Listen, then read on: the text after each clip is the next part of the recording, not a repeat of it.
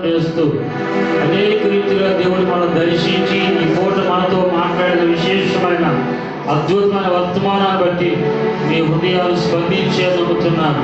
ఈ స్పందన మీ హృదయంలో కలగజేసిన పరిశుద్ధాత్మ దేవునికి మహిమానంతా ప్రభావం ఆరోపిస్తూ ప్రభువాన్ని అలాగూ ఆసక్తి కలిగి ప్రార్థన చేయడానికి, ప్రసవ వేదన కలిగి ప్రార్థన చేయడానికి, నిన్ను చూడాలని తృష్ణ ఆసక్తి కలిగి ఉండి అనేకులు రక్షించడానికి ప్రభా నేను ప్రయాసపడతాను, ప్రసవ వేదన పడతాను, కృప పొందుకుంటానని నిర్ణయం చేసుకుని ఈ స్థలాన్ని నుంచి వెళ్ళగలిగినట్లుగా దేవునికి అప్పగించుకుని ప్రార్థన చేద్దాం.